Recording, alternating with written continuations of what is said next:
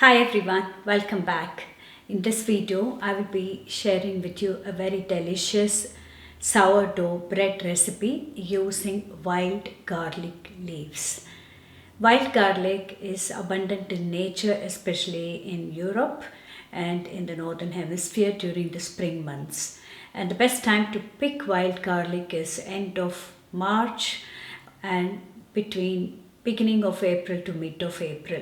By end of April, the season is pretty much over and then the flowers start blooming and it's not the same flavor. My husband and I picked a few of these wild garlic leaves and I made some pesto using wild garlic leaves. I will link it on the cards above. I have made a couple of recipes and then I will also link the full recipe card in the description box below. Please take a look at these two videos. For this recipe, you will need 500 grams of flour. I have used half and half. Half of it is freshly ground dinkel grains and the other half I have all-purpose dinkel flour. Since I was trying this out for the first time, I wanted that it didn't flop and it was a real great success. Everybody loved this bread.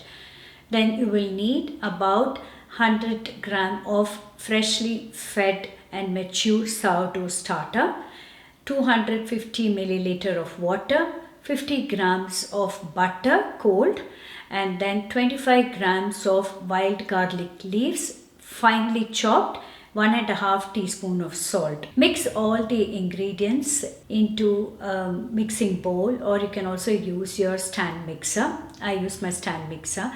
And additionally add some sunflower seeds or pumpkin seeds. I prefer to use the pumpkin seed, so I added about 30 to 40 grams of pumpkin seeds. So mix all of this together and let the proving process begin. I kept it closed with a wet tea towel and I let it rise for about 4 to 5 hours. You know, like when you're baking with sourdough, it is a matter of experience and also how much of fresh yeast is floating around in your house. We have a lot of fermented food in our house, so the rising process or the proving process was pretty quick in this case, and it's also a little bit warmer. During the winter months, I do use the proving drawer, but not necessarily, since I do have a sourdough starter which is really mature, so it does work fast even without a proving drawer. Typically, I start my sourdough early in the morning and by evening I already do the second proof, and by night I finish baking. It takes from start to finish about 16 hours or even 12 hours sometimes. We let this prove till it has doubled in size, and then you shape the dough, put it into a proving basket, and then I let it prove for about 2 hours before I started to bake. And then you do the usual scoring. You score the bread so that the bread bakes evenly.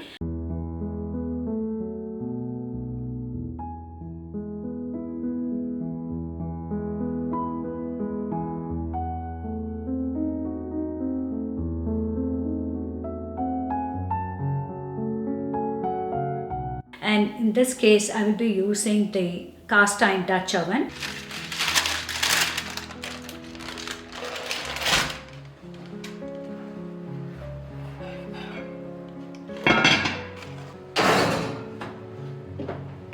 My oven goes to the maximum of 230 degrees.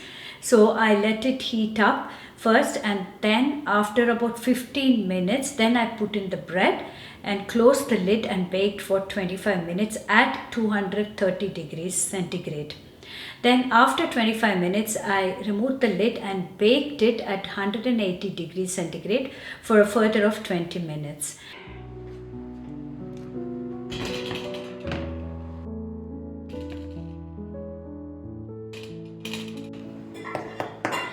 The best way to cut the bread is once it has cooled completely, because the baking process is still continuing even after you remove from the oven. Exceptions are like pizzas and other stuff. So let it cool completely before you slice the bread. I hope this video was useful and you could gain something out of this video. Thank you for watching.